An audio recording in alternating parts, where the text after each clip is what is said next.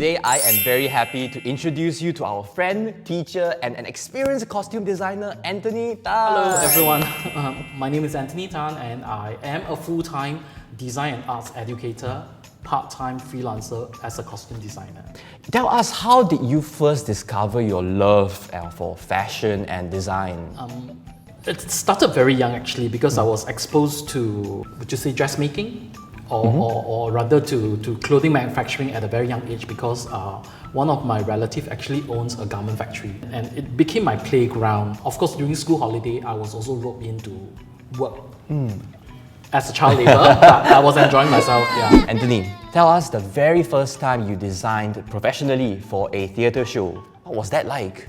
Myself auditioned for a toy factory production long time ago as an actor. The budget was big, but it wasn't big enough for the other so-called cast members. They were only concentrating for the lead actresses and also for the set and things like that. So all of us who were playing the smaller roles were asked to so-called settle our own costume or rather to bring our own things, which was quite a norm at that time. We were talking about early 90s. So that's how I started styling my own character, and also because of my fashion background, other cast members started asking me to help them out as well. So it started from there. So in front of us, there is a stack of cards. What we're gonna do is we're gonna pick the card and either explain what we see or choose to lie. The person who is listening has to decide whether the other person is telling the truth or lying.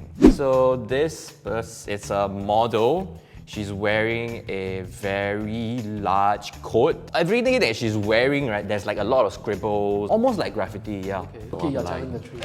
Yeah. So, what do you think of this design? It's very busy. I mean, if you have a very big personality, you can definitely wear this. Yeah, but it's not for everyday people. But it's a nice print, it's an interesting print. Yeah. I don't know how to describe this. It's a thing, like dead body. Looks like a dead body. Yeah, I don't know how to describe it. Everybody, what is this? What is this? You call this fashion? Hello? Next! Oh, so here we have three people.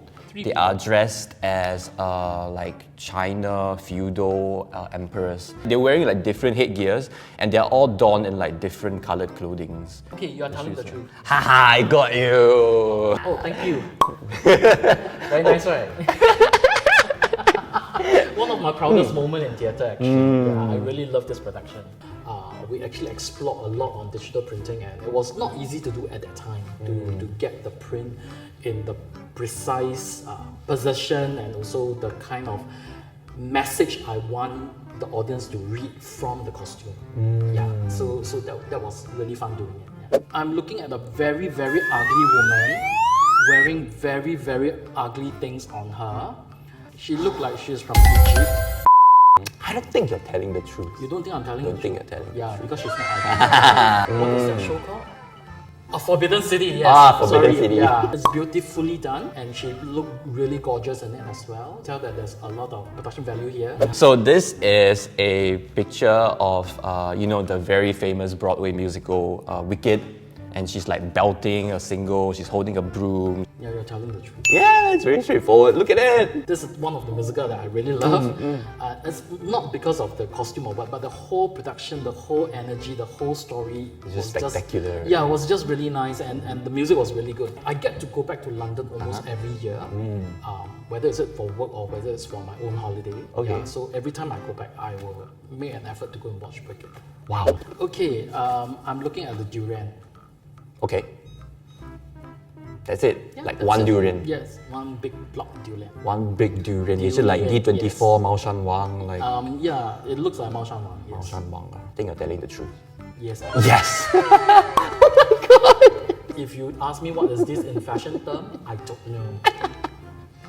She even got the shoes where it resembles the stem of a durian. Yeah, this is the aesthetic by the toy team. Yeah, no. All learn from Gopuntek, right? Okay, so that's it for our toying around segment. Okay, moving on, my favorite segment, Let's Get Real. So, Anthony, you've been designing and creating costumes for quite a while now, and you're also an educator. So, tell me, what do you feel, right, when you see young hopefuls walking into class for the first time, like Max Tan? So, what's the first thing that you want to say to them?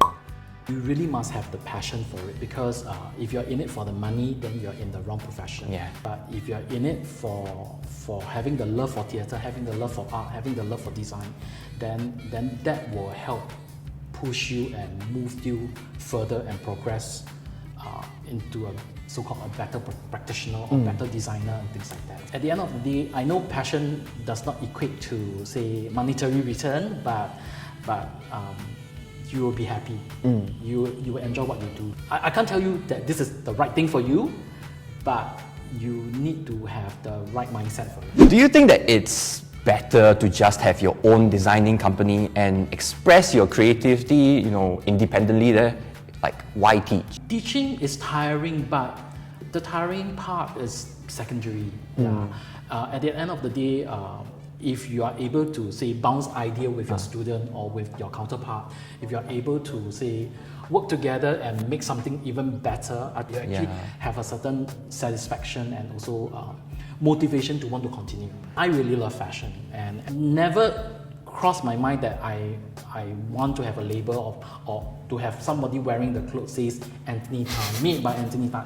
It was never like that. It was purely having great love, great passion for fashion. Have you ever considered doing a collaboration with your students? For example, Max? If you want to work on a collaborative mode or format, right, you really need somebody that you can have chemistry with, you are able to bounce ideas with. Because at the end of the day, if the person you collaborate with are not on the same wavelength, right, then the outcome would be very, we call it cha-cha, very doesn't make sense. Right. Whether the budget is big or small, it doesn't matter. I mean, it really depends on who I'm working with. Right. I mean, Max is one good example. You see, I'm paying back now because his episode he mentioned a lot of my name, so I must mention his name now. So with Max Tan, we actually did some collaborative things already, but it's just not official in terms of like a particular theatre play and things like that. Because sometimes for some of my show, I ask him for opinion, and for his show, he'll ask me for opinion as well. With some collaborators, you don't really need to explain so much about your motivation, but with people who don't know you that well, you have to explain. There's a lot of explanation to do, and that can become very tiring in terms of the collaboration, because every single step you take, you have to explain why you want to do this. That's all the time we have today. Thank you, Anthony, for sharing your heart with us, and we hope to see you soon. Wow, I didn't expect such a nice answer. Wow. You expected to laugh, right? You come here, then you wow, this guy, wow. No. Subscribe to my YouTube channel. No lah.